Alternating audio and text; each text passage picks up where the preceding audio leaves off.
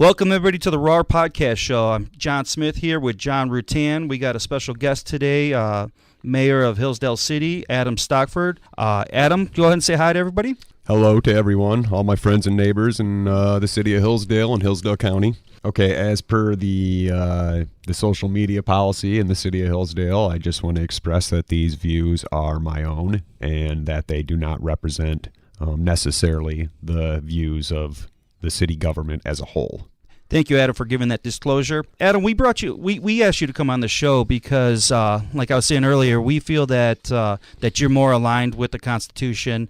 You're more aligned with, at least my opinion and Rutan's opinion here, on how things politically should work in our community. You were already in government already. You were, I believe, on a ward? You I was a first ward council person. Okay. Which the first ward is the upper northeastern section of the city. Okay. And how long have you been in government altogether?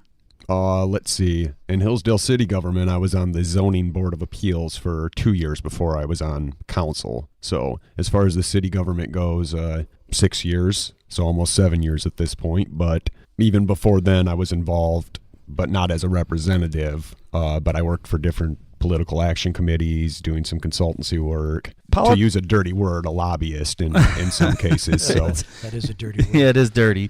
I find politics to be kind of exciting. I think it's great to help people out. I think it's great to represent what my beliefs are. I think it's a very exciting engagement. Like, I think it's exciting being here with you to have this engagement and actually be transparent with the community. You know that this goes out to quite a few people, and I think by having your local representatives do as much as they possibly can to be transparent is absolutely awesome. We just, for some reason, I think we haven't done that a whole lot, and I think it's great that you're here to do this. What is your largest struggle of being a new mayor? I would say since I've been involved before then that there wasn't a huge learning curve. I would say the largest struggle that I've had has been the fact that the previous mayor was very different than me. So the expectations, at least at the city administration level, on how the mayor operates, what the mayor's expectations are in terms of communication, there has been... Are you saying expectations from the citizen or from the body of government itself, or both? Well, yeah, both. Well, it's like anytime you get a new boss, there's that period that both people have to get to know what the expectations are. You got to know what your employees expect of you, and you got to know what the other way too. So, well, you've been in office for how long now as mayor? As mayor since the second week of November, so a couple months. So only a few months. Yeah. Okay. Yeah. So it's going to take probably a year to get a full. Sure. I would think. I think we've made good progress though already so far. I think things are demonstrably moving in the right direction, and I think. When I ran for mayor, I said I wanted to be a unifying force in the city, and I feel like those things are happening to a large degree. Well, a lot of times, though, too, even though you want to be a unifying force, I found that even though you want that depends on other people, too. So other people have to say that they want to be unified and mean it as well. So that can't just come that just because you want to be a unifying force, you can try all day long, but if there's others that won't unify with you, So in your opinion, do you think this particular board that you're a part of have a clear vision of the future? Yeah, I mean, everybody has their own little special pet interests. Yeah, right. So that exists. But if you've been watching council meetings, I mean, look, let's be real here. When I ran for mayor, about half of the sitting council supported me, about the other half. But if you've looked at all of the resolutions, all of the appointments that have been on my initiative, you'll see that every vote that we've had has pretty much been unanimous. Yeah, I was actually just looking at the minutes because you guys actually put your minutes online as opposed to like the county. I don't think the county puts theirs online. So you guys had your minutes online because I FOIA'd to get the minutes. Well, they called me and said that they're online. So I went ahead and actually backtracked at least through your term, but I mean, I went past that. I went all the way back to like March. During your term, yeah, it looks like you guys are pretty anonymous. And, you know, honestly, since you've been in office, it doesn't seem like there's been that too many, how do I want to say? It doesn't look like there's like been tons of disgruntled citizens either. Like, it doesn't seem like there's that much out there that's not that much drama, I guess you'd want to say. No, you know, and I still have the new shine on me, so I I get that doesn't last forever too. There's a honeymoon period where everybody sits back and pats themselves on the back and says, "All right, our guy's in there," but that doesn't. It's just a matter of time. Last forever. It's okay though, because one thing that I really feel like the residents know about me is that if they call me, I'm going to call them back. If they've got concerns, I'm going to listen to their concerns. If there's something I can do about it, I'll do something about it. And if there's something I can't do about it, I will be frank and honest with them and say, there's really not much I can do about this. I can listen to you. Well, everything you just said is what an average citizen expects out of any politician that represents them. Just open communication, honesty, and if they can't help you, then just say so. I think that's what the expectations are, and I think a lot of times local politics or politicians fall short from that. And I think that's where the transparency issues come into play and struggles are. That's because reality, like I always say, this would all be easy if life didn't get in the way, right? Sure. So you're talking in general sense that's what people want. The fact of the matter is, there's some people, and I don't say this to be mean, but there's some people that it doesn't matter what you do, they're never going to be happy with you. And then there's some people, it doesn't matter what you do, they can never be mad at you. Oh, yeah, that's right. So you've got both of those factions that you're dealing with, and it's how gracefully you deal with both of them in real terms. Well, even if you had, say, like a constituent that was a thorn in your side, it sounds to me that you're more than willing to pick up the phone when they call or call them back. I've seen it personally, particularly over in Scipio Township. I'm calling their treasurer. It was the treasurer trying to figure out, I don't even get a call back, So, I just there's a certain level of expectations, open communication, and being honest with your local politicians. And I think that goes so far. It really does. Even if there's a disgruntled constituent, I think it really does go far and shows who you are as a politician. Now, the next topic I had here, and I really, this is sort of important to me because, Adam, I do a lot of politicking in other townships like Adams Township or Scipio. In your opinion, and this is generally speaking here, I guess, because I know you can't speak on anybody individual. In your opinion, as a whole, maybe even on national level or on state level, do you think ethics and the Constitution are dated? I know that's a silly question. The way I take those are two different questions. So okay, they are. I think the Constitution, the very nature of the Constitution, was set up in such a way that it's incapable of being dated, and that was the Constitution was, let's see, who is it, Hamilton, that said, if angels were to govern men, we would need no government at all. Basically, John you guys probably know Madison that quote better. And Federalist 51 said that. Sure. So the view of, and this is, I guess, the difference in the what I see as the core difference between progressive thinking and conservative thinking is that the progressives think that we're heading somewhere. That we're going to reach this end point in history where everything's perfected, and that's what we're working towards. The utopia. And the conservative viewpoint is, no, human nature is fixed. That's something that's not going to change, and so we have to set up government in such a way so it balances and it provides those checks and balances to the worst side of human nature, which we all faction that's sown into the very nature of man. Well, none of us are free of sin. Well, it's funny that you said that about the progressives, but our founding fathers, they didn't find this on progressive idea. I mean, we don't have the Constitution out of progressive idea, right? We've got the Constitution out of conservative idea. So when you go ask 9 out of 10 people in your community, do you support and believe in the Constitution? They're going to tell you, yeah. Well, they're going to say yes because of the warm and fuzzy that they think of the Constitution. Yeah, I get that. That might not necessarily be the principles of the Constitution. Most people think the Constitution is the Bill of Rights. Yes, that's right. That's what they believe the Constitution. And some people can't distinguish between the Declaration of Independence and the Constitution. I mean, they don't know the difference between the two. But what I'm saying is, it's almost like the Constitution is like lost knowledge at this point. And that's the failing of our public school system. Mm-hmm. John Dewey's model. Yeah, I agree. So what about ethics, though? I mean, that's another thing that draws into question. Like, Adam, being 39 years old, as a young adult, I was a criminal. As a young adult, I didn't have a problem having affairs. As a young adult, I didn't mind having children out of wedlock. I didn't get any morals or ethics growing up. I grew up in the city, in the metro area. I guess you could say I got to take responsibility for it all, but I didn't grow up with morals and ethics. And keeping it real with you, what I see, because I generalize a lot of things, and I know people hate that, but I see ethically and morally, majority of people are corrupted one way or another. So I'm just wondering, is ethics something that seems to be lost too, or in your opinion? I would say a full view of our society today, yes. I think it's pretty clear to everybody that we lost something somewhere, basic human decency, or, and like you said before, and like we just said a couple minutes ago, we're all responsible for that. And none of us, we all carry that burden. We all have our own sins and transgressions. But that doesn't mean that we can't start today, right? That doesn't mean that as individuals we can't. It's like never quit quitting smoking. We can never, we can change that. And we don't necessarily have to accept that we're going to go down this progressive road. But I think what part of the problem is too, and let's keeping it real. It's like chickens in a hen house. If anybody's, I grew up on the farm, so I'm going to relate to that. If one chicken had a sword, the other chickens would start picking on him until they killed the chicken.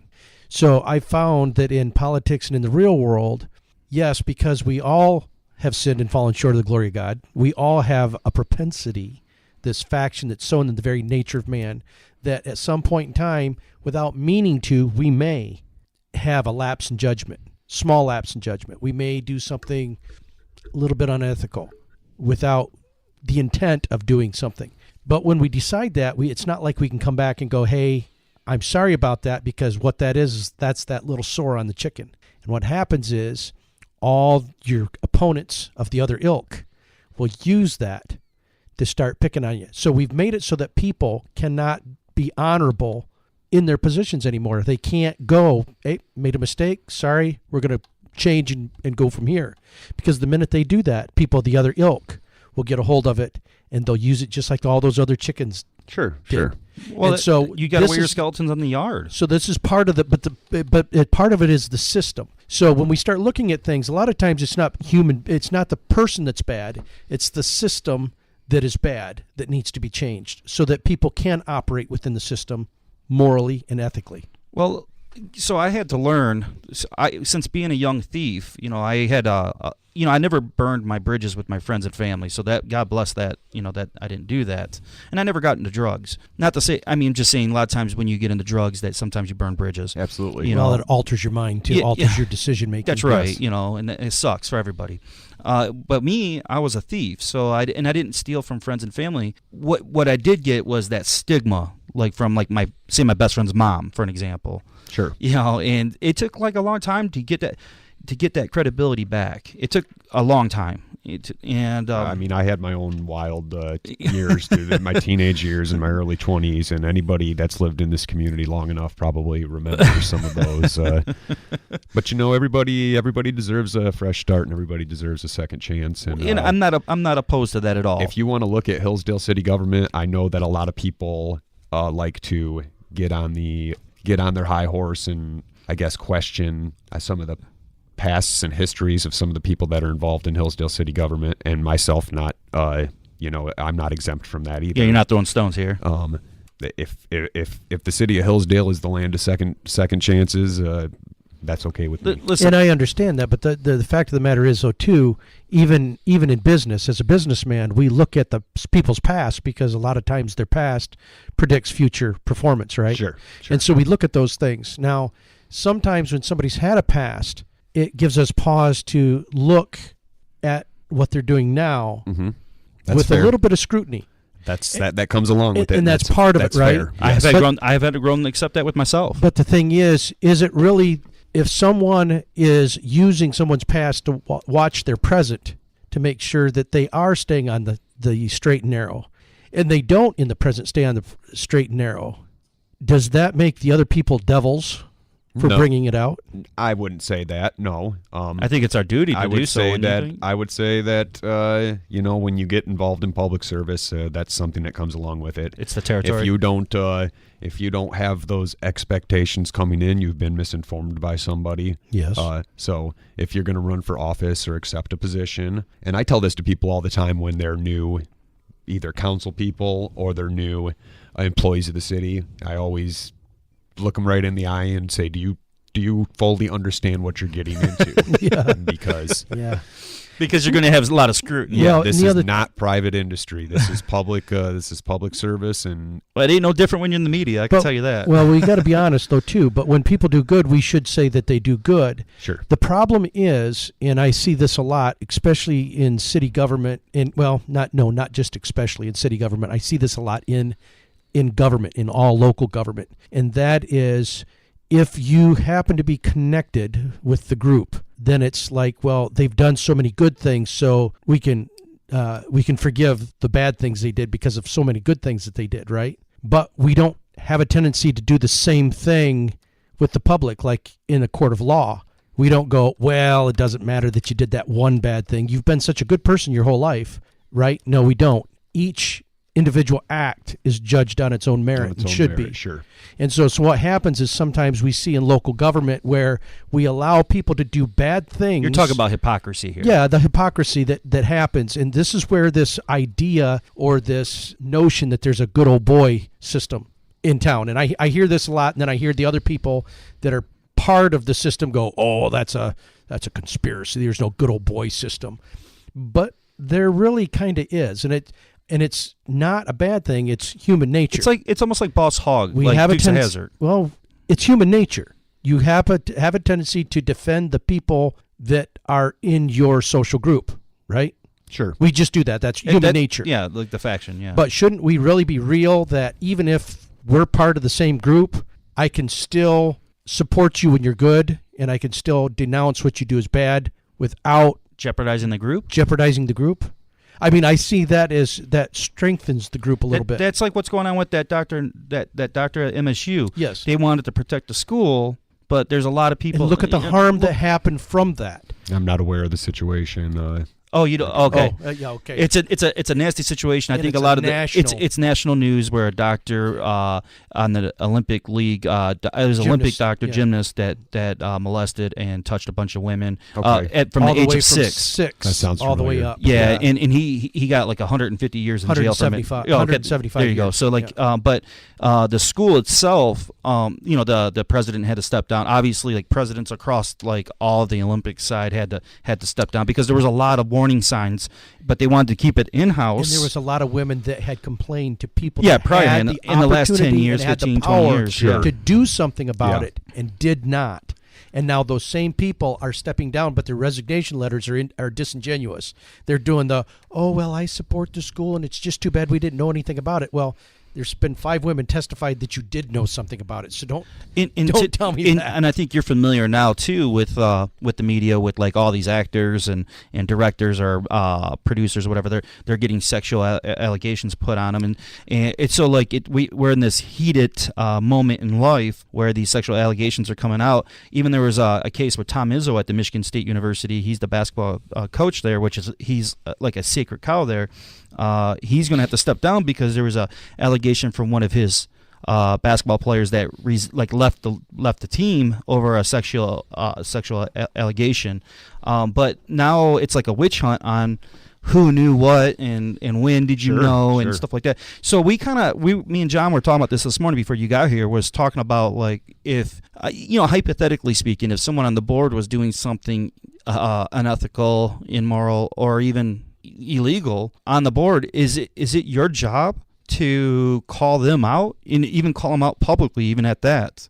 So we don't, we're just curious on how that interaction would be and how that works. Yeah, legally is that your job, and morally is that your job? So there's 2 different standards: legal and moral. This is very because something might be legal, but that doesn't necessarily make it moral. If John and I worked at Ford Motor Company and we both worked on the line, and John was stealing starters, going home in his cooler, what's my job as the employee standing next to him? And maybe there's another guy that's not stealing coolers, but he's just stealing a washer and a bolt every now and then. Is that any worse or any better? So which one should be reported? Which one shouldn't? If you're on a board, how do you take that position? I mean, that's a complicated issue. I Isn't guess it? Depends It is. On, yeah, I mean, There's no simple answer to that. Am I personally comfortable being judge, jury, and executioner on an individual, knowing my own transgressions that I have to carry? Now, if it's something that has to do with city government directly, with taxpayer money, That's sort of like where yes, I'm going. It is our responsibility to remedy a situation like that if it comes to our attention, and that goes along with the responsibilities, the duty that we Kind of like checking each other. Yeah, that's right. That's part of the checks and balances. That's why there's not one person on council. There's many. Well, yes. Is what we've seen unethically in government in general, as we see the transparency issues being eroded. I think people want to hear that their local politicians are willing to check other politicians, and I think that's fair to say. I mean, like I know if I'm electing someone, I'd want them to check their peers if their peers are out of line. But where does that come from? I think some of that comes from because I don't know what's going on all the time inside government. And that's why I have a representative-style government. I elect a representative to see what's going on in there. If my representative goes in there and it's not transparent and they keep it secret, then it's not really like I'm being represented at all, right? Because I don't know whether somebody did do something and somebody didn't report it, or whether somebody didn't do anything and that's why nobody reported it, right? So this is that problem. This is where conspiracies come from. When we're not transparent enough in any group that we're part of. And I mean, you and I both know how this happens. If there's a group that somebody doesn't understand something about, people will fill in the blanks, and it's never good. It's always something insidious and evil. Something that's not. That's right. So what happens is when governments are not transparent, you can tell by how many conspiracies are floating in that local community. It just kind of tickles me, the people that call other people conspiracy theorists, and how much of that name throwing goes on, that if there's that much name throwing going on, then there's a problem with transparency. If we're transparent enough where people don't have to fill in the blanks, we could fix the conspiracy. We don't get the conspiracies. Yeah, we could fix that. Adam, as you know, Hillsdale College has a huge influence within the city. How does that affect your decision or policy making? Also, do you think others on the board may be influenced by the college to make policy or make changes in the community? I mean, I can't speak for other members of the board. Right, of course. But I was asking, do you think? Yeah. It's still an unfair question. I think it could be. I don't think Hillsdale College affects my decision making on the board in any way whatsoever, other than the fact that they're a large employer in the city. So do I give them the attention, I guess, that another large employer would receive, I guess, then if something comes before council, and it depends on if you're talking about something that's directly beneficial to the college or something that's indirectly beneficial to the college that you could say is beneficial to them in some way, like we're fixing these streets in the spring, we're fixing Mead, Ripon, Garden, Vine.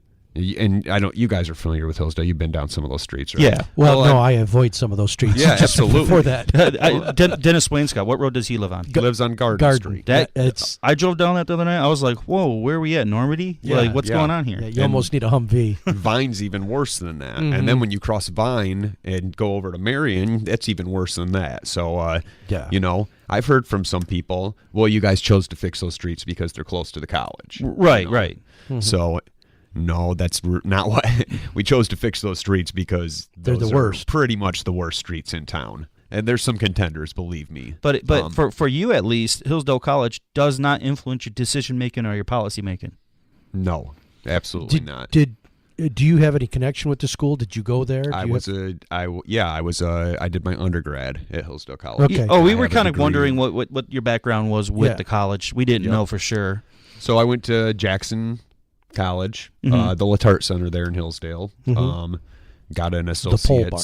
Yep. Got an associate's there, and then I transferred to Hillsdale College and finished my undergrad at Hillsdale College. Did 3 years there. Okay. Well, you understand what faction, when we say faction, because John says it so loosely, I don't think the audience knows what faction really is. But do you understand when we say by faction, don't you? Sure, I know what faction. Is. Okay, it's sown in the roots of men. That's what our forefathers believed. Madison said that. Ethically, how do you guys vote when it appears to be more benefit to an institution like Hillsdale College as opposed to Hillsdale city residents? Like you were just emphasizing on those roads per se, but like more something that'd be more directly would be something like the airport apron.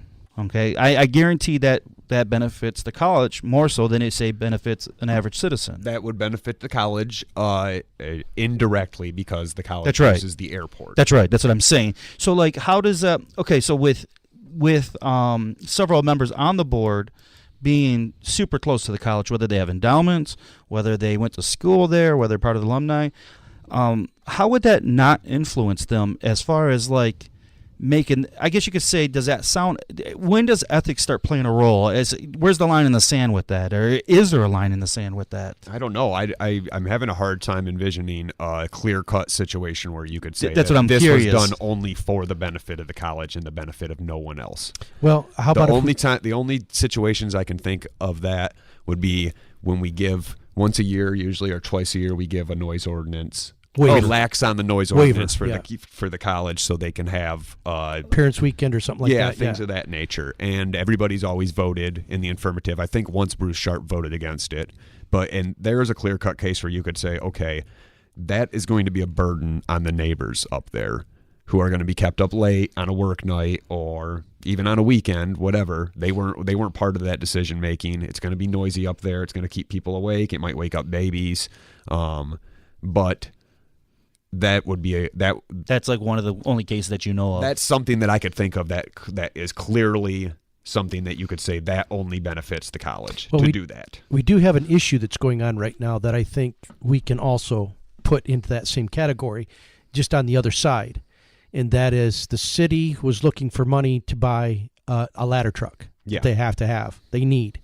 From discussions that I've had with other people, it seems that there's only really 3 places that truck's absolutely necessary, and that's the hospital, the high-rise, and the college. But now what I heard was 26 buildings, and I'm not sure what those comprise of. Okay. But the word necessary was thrown there. So yeah. I'm wondering, like... So one of the things we were looking at is under the idea that taxation is theft. When we start looking at, our forefathers wanted taxation to be apportioned, and one of the best examples of apportioned tax is road tax, gas tax. Mm-hmm. So that's kind of legal in the sense of what the founding fathers looked at, because if you drive 10 miles, you're going to buy enough gas to pay for the 10 miles that you drive on. But if you're driving 1,000,000 miles, you're going to buy enough gas to pay for the 1,000,000 miles that you're driving on. So it's apportioned. So yes. I'm not paying for the 1,000,000 miles you're driving when I'm only driving 10 miles. The people that get benefit from the service are paying for the service that they're benefiting from. Kind of the thing that's been talked about a little bit is a 100-foot ladder truck. If the college is getting benefit from it, shouldn't they pay some bit of a pilot program to that truck? Before you answer that question, Adam, because we actually jumped topic. I apologize. That's me. Okay. No. This is what happens when you do this. See, we digress and we start jumping around. I'm always the one that digresses, though. Before you answer the pilot program, because we were talking about a pay-for-play system, but before we jump into pay-for-play, because I want which is an apportioned tax. That's right. Before we jump to that, though, I really want to clear this out of the room, because for the people that follow the program or people that I talk to, this is a big elephant in the room. If you benefit from making a decision from the college benefiting, and you benefit from that too yourself, is that ethically wrong? If the college is doing good, like let's just pull up an example. If you have an endowment and the college is doing good, and your endowment goes up, and you make a benefit that's to the college making a decision, shouldn't you maybe step aside from that vote? I feel like that's too indirect to say you should have to step aside from that vote. That's like, I live up around the college. We're a block away from it. We live on Manning Street. Now, as the development that's been taking place at the college has, I guess, improved the. You're talking about the NES project? I'm talking about, neighborhood enterprise zone. So as that development, I'm not in the neighborhood enterprise zone. I'm 1 block away from it. Yeah. Okay. So as that, as the improvements are being made on there, it's actually improving the whole neighborhood. subsequently, improving my property and subsequently improving the desirability of my property if potential. I ever wanted The to sell. potential's there. And I'll tell you, a good example of this is when we bought the house, nobody wanted that house. The whole neighborhood was either single family dwellings, or in most cases they were rentals. They were duplexes. Now all those places are college rentals. They've been bought by private individuals. Money's been poured into them, and I mean those kids up there, a lot of them like to live in palaces. They've become beautiful. I mean, it's changed the flavor of the neighborhood. More power to them. Yeah. But as a result, you've benefited. After this happened, all of a sudden, my wife and I are getting calls from people. Hey, are you interested in selling your house? We're getting letters hung on our door. Hey, are you interested in selling your house? And we know what's going on. There's individuals, they want to buy our house. They want to convert it to a college rental because you know how they charge those, right? Per student. Per student. That's right. You have 7 students living in a house at $300 a piece. That's at $2,100 right. that you're getting. I was a one of month the for partners that in property. College Town Rentals, so I do know how that goes. But also, let's tell the whole story too. People that are connected to the college are the ones that the deans that one particular dean there would send the college students to. If you weren't connected or in with that group, you didn't get any college students. You had to fight for every one of them you got. I don't know about that, That's John. the reality that was your business. That was your that's personal. where we were at. Yeah, that's your personal experience, John. Yeah, But that's what I'm saying, though. I'm not saying I don't believe that. I just don't. I've never heard that. This is the first I've heard of it. That goes on. So some of those people, if they're connected, they want those, especially those close. So you're saying you indirectly benefited one way or another from policy making, from the neighborhood enterprise zone. Okay. I did. Well, now hold on though. When they voted to do $90,000 worth of repairs to the street that I live on, I sat that vote out. Okay. I said I live on that street. That makes sense. I'm not going to vote to do improvements on my streets when all my neighbors' streets are falling apart. That's legit. And that's legit, and we respect that. That's something that we want to hear. As far as like endowment, it might be a little bit different. I mean, that's something that you're benefiting cash there, like directly into your your endowment. I don't know. I know it can be sort of the questioning. It can be sort of like strange because how do you not benefit if so like. It makes me wonder why be in the government in the first place if you have the endowment with the college. If you're going to make decisions on benefiting the college, why it benefits yourself.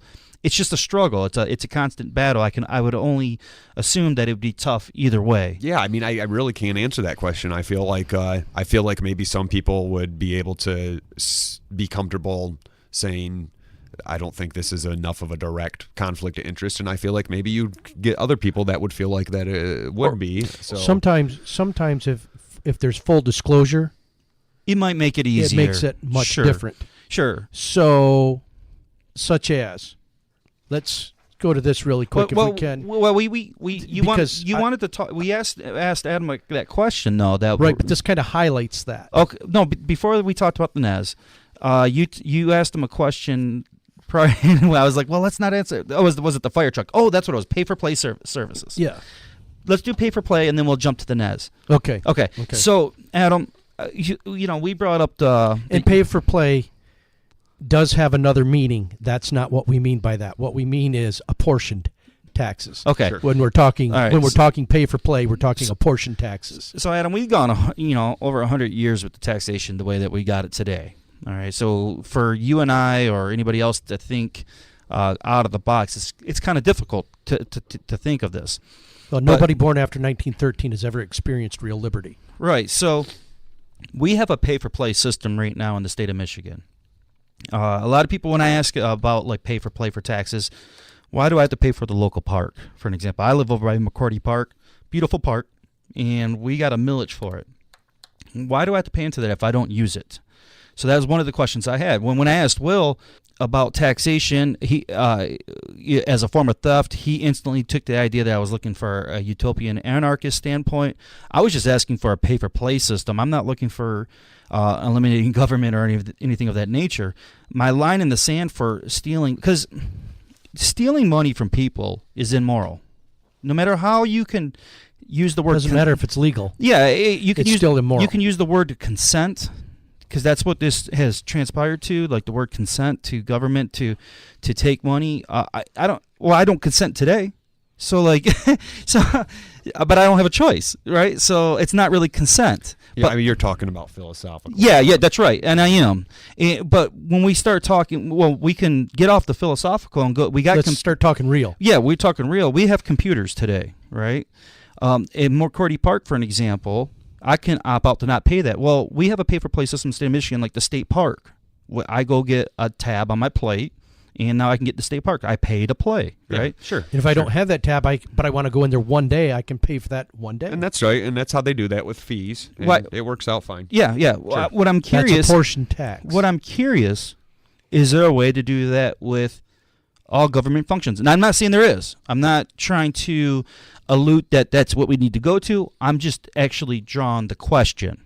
And when I get drawn the question, I get like skewed for that. I get skewed for that. Now, what a lot of people like, I try to come to a common ground with people, like what's important. You know, a lot of times, like when you talk about emergency services are like the most important. Yes. And it just goes down from there. Like, is domestic harmony important, or is a local city park important as far as stealing money from people to pay for this stuff?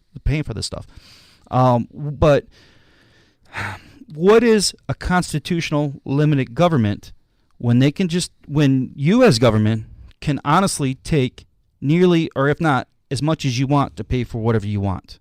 Where's the line in the sand? Like I said, I guess in the case when you're talking about townships and cities, you really are talking about consent, because anybody is free to move out of that particular township or city if they don't like the way business is being done. Let's be real now. Some people can't. There's a lot of times, I was an economic prisoner here for a while. If I wanted to move, I couldn't, because I was too far underwater with my house. Well, So, yeah, I've been there being too. an economic prisoner. Sure. So this idea of that just because I was born here that I've consented is not correct, And in Adam, my opinion. And Adam, I don't.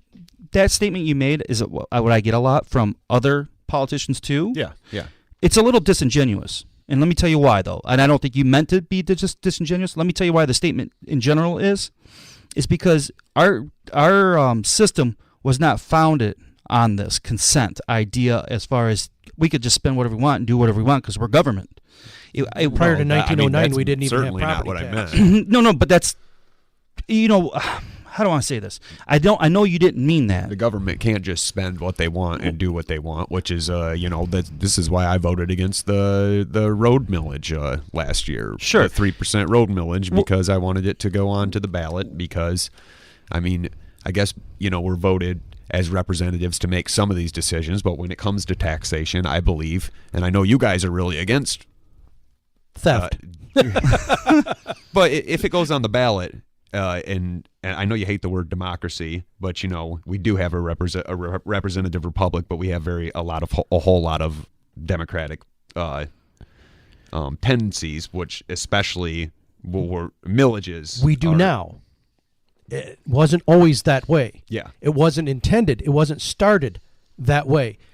Before 1909, we didn't have property tax. We had top of the line roads then for the technology we had. Yeah, then. we also had a fire department in Philadelphia that was a union fire department, fully staffed, fully paid. The thing is training and equipment, and we had that before we had property tax. So we had a portion tax. Pay for play. This is prior to that, John. And I think you would agree, Adam. This is that realist moment, right? Yeah, the world we're living in. This is the world we're living in today. Yeah. It's the realist moment here. Well, see, I shouldn't have to pay for what other people want if I'm not receiving the service. But what's happened is, in this direct democracy, we go, well, we'll just take a little bit from you, so that everybody only has to pay a little bit. We'll have this great thing. It's only $5. I hear that all the time too. Yeah, and that's besides the point. That's immoral. That really annoys me when I hear from people, it's $20 a year. Anybody can pay that, and it's like. But if I took $20 from somebody if I just right now grabbed your wallet and took $20 out, have I committed a crime? And yes. Okay. Yeah. And well, let's just say, and you gave it to a good cause. Yeah. Let's say I gave gave it to the Salvation Army, or I gave it to Habitat for the Harmony thing, the Domestic harmony, right? Yeah, Yes. And I find It's that still theft. I find domestic harmony really offensive because why can't I give it to whatever charity I want to give it to? And let me. It's not that we're against domestic harmony, because is domestic harmony important? Yeah, if you're the person getting the crap beat out of you, it is, right? Because I've seen lots of abused women. So is domestic harmony necessary? Yes. Do they do good things? Yes. Do people need it? Yes. But should everybody have to pay for it? No. See, I get this all the time. Forced to pay for it. I get this. Well, it's legal, but is it moral? See, I can tongue kiss my sister. That's legal, but is it moral? Should I? Sure. So this is the reality that we have to look at. So should I take it? So I and I'm not too familiar with Hillsdale. I'm out in Somerset Township. So when I read people's comments, or when I see people's comments, or when people talk to me and they're talking about like their airport hangar, the apron, sure. The spending of building up the airport, and I don't know how transparent the city is about what their plans are with the airport in general. I'm trying to think like, well, they stole money from Joe Schmo that lives down some road that's never going to use the airport. Who's going to benefit from the airport, and who's really using the airport? Like, is this the right thing to do? Again, with the fire truck. So, like, if you said that you thought it was like 26 buildings or whatever it is that are going to utilize that truck, then in my opinion, 26 buildings should pay for that truck. The owners of 26 buildings. Yeah, that's just my opinion. So let me ask you a question. Go as ahead. long as we're talking philosophically like that. So then, roads. That's a good one. If those buildings, say for example, those buildings are the only ones that would need a ladder truck. Mm-hmm. Okay, then they should have to pay for it even if they don't use the ladder truck. What if the ladder truck doesn't get used for 5 years and then? Well, that's the same reason. Same reason for insurance, right? I don't get up every morning going, man, I hope I use my health insurance, right? But I have it in case I have to. If we start looking at things like they can choose to opt out, but let's look at the pay for play. Okay, if we would truly let the markets decide things like it was intended, such as let's look at building inspections and building licensing. If we would leave that up to the banks and the insurance companies who have the most to lose by a house not being built properly or by things not being done right, we wouldn't have the problems that we have. I just inspected a house the other day that was finalized by a state-sanctioned building inspector, and yet it violated so many codes it wasn't even funny. So now these people are going to go to court. They called me in to do a report. Now the same inspector that passed it has now reopened a closed inspection and now told the builder that it's now open and they have to do all these things or they're in trouble. Now, wait a minute. I thought that was the whole reason to have the inspection to begin with, right? But we can't sue the inspection department because they're part of the government. However, if we had banks that were going, okay, look, we're putting this money into here, so we want it inspected a certain way so that we know what we've lent the money on is a good, solid product that if we end up with it, we can sell it again. Then what happens is by the private market, people that inspect it and do a good job and have a system of checks that they go through, that is competition. It works better. We get a better product in the end. Same thing with the fire truck. If I'm going to build a building that I need that and somebody's going to lend and I'm the bank and I'm lending the money on that, I'm going to say, look, you don't have a choice. I want you to pay in the taxes for a fire department for that truck because we want to protect our investment. That's insurance. We always protect an investment with insurance, don't we? Sure. So that's going to happen anyway. That's the way it happened before 1909. Well, those 26 buildings could opt out if they chose to, too. Yes. If they bought the building completely and they want the thing, it doesn't matter if it burns down. That's like my house.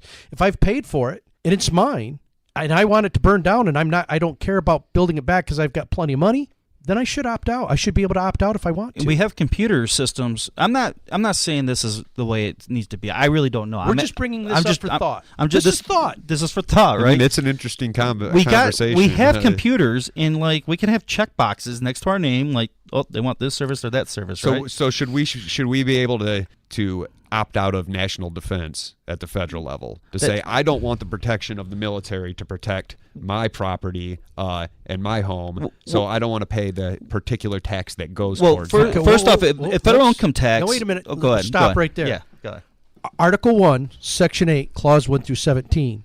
Madison was very clear in Federalist 51 when he said we have a compound republic in which we have a national-style federalist government, and all of their power is external, with just a few things to quell disputes between states that are internal. Other than that, all of their taxing ability, all of their other stuff was external. So they were supposed to have a standing army on the exports and imports that they tax going in and out. None of that was supposed to come to the sovereign states. If we're going to use an example, let's go back to what the founders intended. So when we've got the federal government stealing money from inside the sovereign states from people, that was never intended.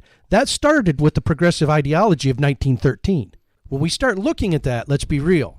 We could have a standing army if government was doing the things that they needed to do and paying for the things they were supposed to be paying for, rather than borrowing from a private bank and then selling the people into slavery to pay a certain portion of their wages that is only going to go on the interest of that money that they borrow for the folly that they do, such as when we went into Iraq and we found Saddam Hussein. He was sitting there with $8 million of American money.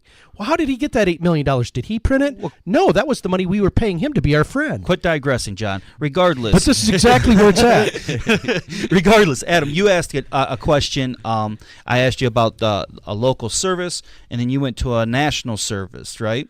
I'm just thinking of examples. Let me tell you what that was to me. Well, if they're doing it, can't we?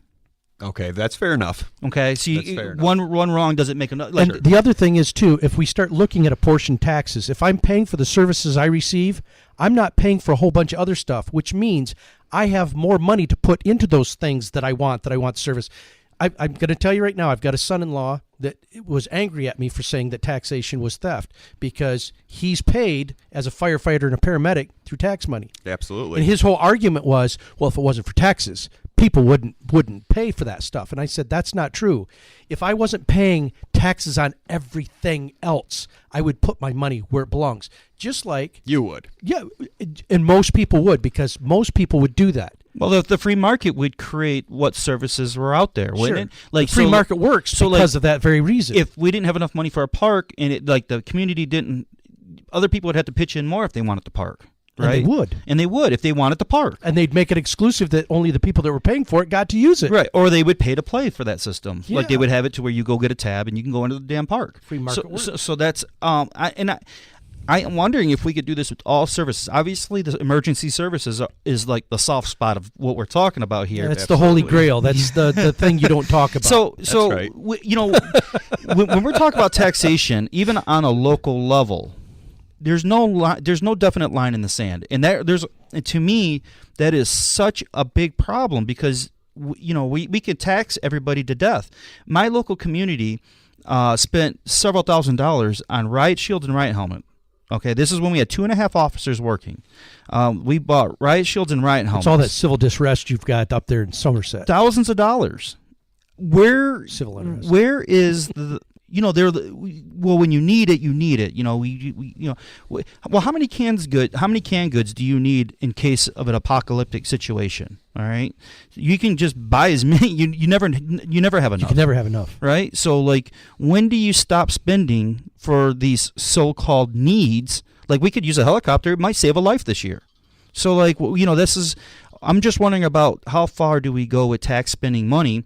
And I don't know if you're aware of the Republican meeting that Republican Lincoln dinner or whatever they call it with Chris Ann Hall and Tim Wahlberg. I don't know if you saw the video. August 1st, 2016. I usually go to the Lincoln dinner, at least the local Lincoln dinner. We didn't catch you there. This was at Mishindo. This was when John was running for sheriff. But I was 2 there. years ago. 2016. Oh, I was there 2017. I might not have been there. When they first moved it to Mishindo, I didn't go. That was the 2016. Before that, they always had it at Johnny T's. And they always had it in April. They always had it in the evening. And they always had it on a weekend. Then all of a sudden, they were having it on a weeknight. And I think it was a weeknight, wasn't it? And it's usually the Lincoln dinner typically is done, because it was done on a Monday night because the election was Tuesday the next day on the 2nd. Usually they have the Lincoln Dinner. Traditionally, the Lincoln Dinner is held in April and March. It's held in the spring. So in 2016, they held it in August. They held it in the fall. They did last year as well. Okay. Well, people can Google that. So, no, but I videotaped Chris Ann Hall, which is a constitutional speaker. She's pretty famous now. Constitutional lawyer. A constitutional lawyer. She goes around the country speaking about constitutional matters. Well, Tim Walberg was there, and he engaged in an argument with her, saying that she's wrong on a lot of different things. Well, I was videotaping it, essentially just keeping it short for you. Tim Walberg said he could do whatever he wants because he's got the power of the people. With 218 votes, he could pass anything by virtue of he was put there by the people. But that's not any limit no by limit. Article 1, Section 8. So with that being said, what he described in that video transcends what I see in the local townships. That's what I see. Like, so for an example, in Adams Township, that supervisor tells me he could do whatever he wants because he's got the vote of the people. I go to Scipio Township, they say they could do whatever they want as long as 51% of the people say it's good. So like this is the kind of the scenario that I'm seeing across. So I don't think corruption goes from Tim Walberg down. I think it's going up. It's a quagmire for sure. But it's because of this progressive ideology that we've all learned because none of us have lived under a true liberty. I see this all the time. I talk to people, even people that understand the Constitution, they for some reason get this thing confused in their mind between the individual and the corporation. You know, man is born of God and operates under the pleasure of God, and thereby he has rights. Corporations are born of government, operate under the pleasure of government. But most Republicans will tell you, oh, no, you can't control corporations because that's messing with the market. And that's simply not true. But what we do is we try to tax and control and license the individual, and that's not what the Founding Fathers intended. Obviously, you think it's a quagmire too. Where's the line in the sand? Yeah, who's the one that makes that line in the sand? I guess the answer to the question is to a degree, when we take office, we take an oath to obey the rules of the Constitution, obey and protect the rules of the Constitution. So if you don't like the person you have in there, and this is a lot of the stuff that we were doing at the political action committee level was just trying to get people to vote in primaries. Because really, that's where you can get these good constitutional people into office is in the primary, not in the general election. Yeah. Once it's the general election, you have two people to choose from. Yeah. So, and the career politicians that we have in office, sure. the people that, and I'm not saying anything bad against Tim Walberg because I really actually like Tim, but I'm saying if you want somebody different than Tim, but you still want to vote Republican, you got to get out and vote in those primaries. So, well, and let's be real. But there isn't anybody that's 100% good. There's anybody that's 100% yeah, evil. that's we right. can We we don't Tim, buy. Yeah, we don't. But we can also call a spade a spade. And what he was arguing was a progressive ideology of direct democracy, which is a problem because direct democracies only serve one group of people, and that's the elites. The and people Tim already is in part power. of the elite. So like Steve Meckley from Meckley Fruit Farms at a local post office, I called him there and we were talking. He was like, as long as 51% of my people are happy. And Steve knows the Constitution. And he knows the Constitution, and he ran on a constitutional platform. And I was like, hey, you just promoted democracy to me. High five. Like John Brandstander of Scipio Township said the same exact thing. It seems like across the board, that's what a lot of people already assume that we are, is a democracy. Because everybody has this warm and fuzzy of what they learned in grade school of what the Constitution is without really understanding what the Constitution is. I mean, there's so many people that haven't even read the Constitution. One of them sitting here haven't even read the Constitution. It takes 30 minutes to read it. Yeah, Adam. so look. So regardless, nowadays, this isn't the way it should be, but it is the way it is. The Constitution is decided by case law, not by the words that are written on the piece of paper. Now, do I agree with that? No. But every day it's changing because every day there's. I'm glad you said that. Because there's a little thing in this book, Citizens Rule Book, that explains what the most powerful group in America is, and it's the jury. And the jury is supposed to decide what is constitutional, what's not constitutional. Yeah, there's no jury at the Supreme Court. Well, but the thing is, we have the ability to create case law before it gets to the Supreme Court. That's the problem is we have in Michigan a judge's instruction to the jury. See, in a criminal case, you can either have a bench trial or you can have a jury trial, right? You've got that choice. Mm-hmm. But if the judge is going to tell the jury what they have to find, isn't it just a bench trial with an audience at that point in time? So when we don't have jury instructions of nullification so that the jury understands that their duty is not just deciding the facts of the case, but the law itself, this is how we keep the Constitution. But we haven't done that for so long because everybody's been convinced that we live in a democracy, not a republic. Mm-hmm. Well, regardless, as far as pay-for-play system, is there a way to pilot something, like to try, like something weak, something that it's not going to cause too many ripples? Yeah, nothing in public safety. Nothing in public safety. But like, is there a way to try to pilot that instead, like a park or like a domestic harmony or something of that nature? Is there a way to make it to where it's a pay-for-play type scenario? In your mind, do you think there's a way to do that, envision something like that, and actually get people on board with something like that? We have something that's sort of like that, which is Sandy Beach. Okay. In the summertime, if you want to go to Sandy Beach, you have to pay to use the park. Okay. But there's some loopholes in there too, because what you're actually, and this is just my understanding, I haven't seen the deed, but what I was told was when the gentleman that owned that property deeded it to the city, one of the requirements was that the city could never charge people to use the park. Well, that was a mistake on the city to purchasing that. So the city didn't purchase it. No, it was given deeded to them. him. It was given to them, and his purpose was that he wanted. But the city's found out that they've had to upkeep it throughout the years. Yeah, well, so somebody can give you something, but you still have to take care a of it. A lot of times, getting property from people, from citizens to government isn't always a good idea. Yeah, I see that all the time. Townships go, "Oh, we're getting it for free." That's not free. You got to pay property tax on that for the duration, or one way. It's you got to maintenance that. Yeah, it's the maintenance. You got to pay somebody to take care of it. Like that comes all out of taxpayer base. So, but like you said, that you guys got this property now, and you got to pay for it, but he didn't want people to pay for it. Yeah. Well, and I think the way they do it, if I'm not mistaken, is the people that drive in. That's right. They charge for parking. So yeah, they don't right. charge so they're for not use. Charging for they the charge use. They charge for parking. That's right. And I'm now, is okay that with ethical to cook up basically find a loophole in the?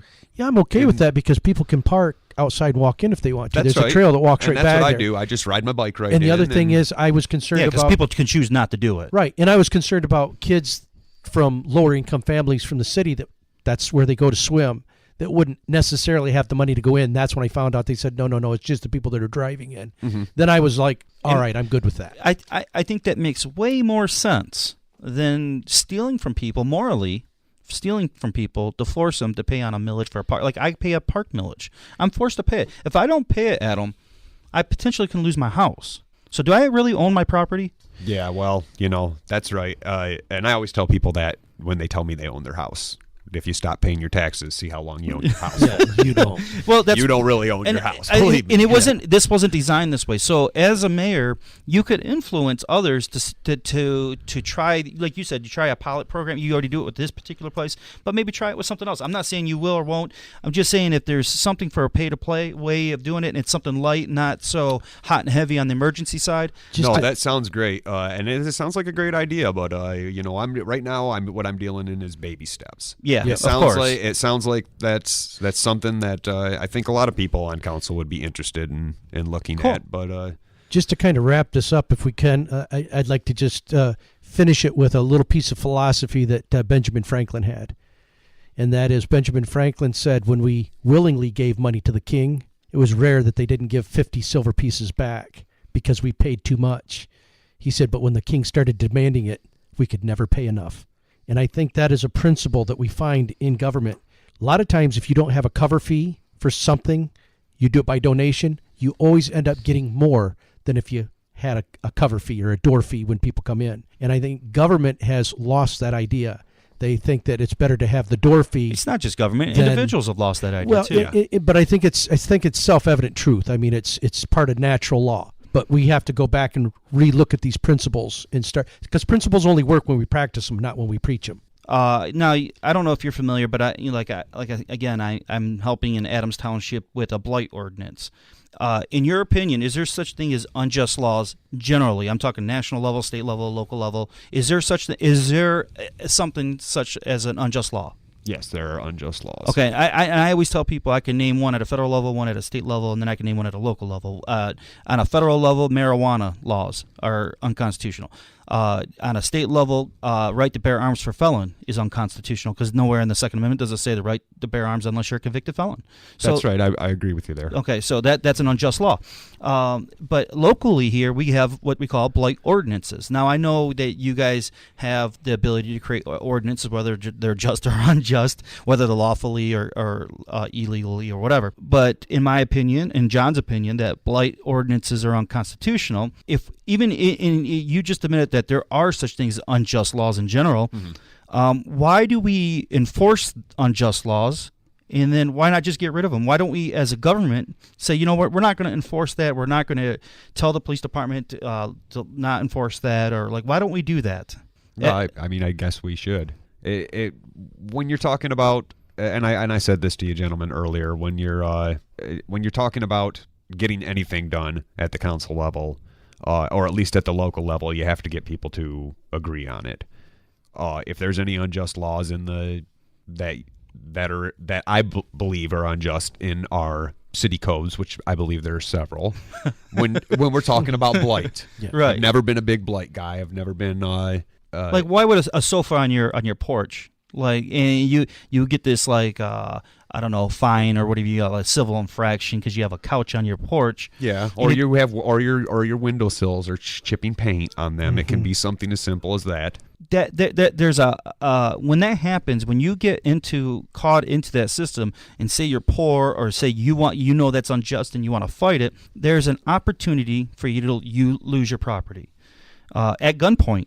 For that There's matter. even an opportunity for you to be a criminal, because some of these things they've made misdemeanor offenses. And I know you can't comment on Adams Township, but in Adams Township, it's a misdemeanor for having blight on your property. So they're charging a guy with a crime. That's ridiculous. So having something on his property. So right now, Mark Nichols had to go to court and plead not guilty at his arraignment.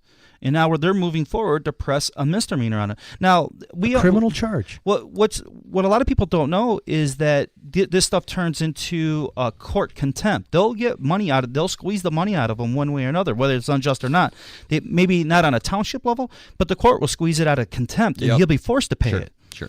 I'm just curious on why do we enforce unconstitutional laws, and since you're in government, if you see an unjust law that happens to one of your citizens, I'm just wondering how you're going to step up to the plate for them. I've done it time and again. I've gone to bat for lots of people that have had blight tickets, and you know, anybody that's been paying attention long enough knows that I've had a couple blight tickets myself. So you have? It's really what spurred it. Is what happened was I ended up the city came and said you need to paint your house. Well, at the time, my wife and I were living under poverty level. Okay. And we didn't have the money to paint the house. Yeah. I said, I'd love to paint the house. I don't have enough money to pay the house. So what I did was, and I was elected to council already. It was my first year on council. So what I did was, at first I thought I was being targeted. So I thought, oh, these guys, they're out to get you. They don't like the way I've been voting, so they're gonna tear me a new one. Yeah, and that was the first thing that came to mind. Honestly, I went down to City Hall. I yelled at people, and I was wrong to do that. Or you were human to do that. Yeah, my wife said you should go to the neighbors and see, if the same things have happened to them. So I ended up walking down my block and talking to people, and it turned out pretty much all my neighbors had been cited for some code enforcement at some time or another. So I wasn't being targeted. You're lucky, because I see in other communities targeting, but like in your situation, you weren't. That's good. Actually, there's one community that actually named the person they were going after. Well, I'm just going to say it. Scipio Township, their board directly named one individual. They were trying to create a new ordinance to enforce on one citizen. Oh yeah, you can't do that. That is wild. They did, and they said it. They said on it tape. That's in their pretty meetings. blatant abuse of power. Yeah. So like that goes back to the line of the sand, right? Yeah. So with that being said, I know you got to get out of here, Adam. So we're just going to wrap it up, and I want to say thank you for coming on the show. Hopefully you can come on the show again. Obviously, if there's anything that you need from us, we're here for you. Go ahead and say goodbye to everybody. Bye, folks. Thank you for listening, and thank you, John and John. I appreciate your time today. Not a problem. Thank you. Read the Constitution. Yeah, read the Constitution, and God bless everybody, and thank you.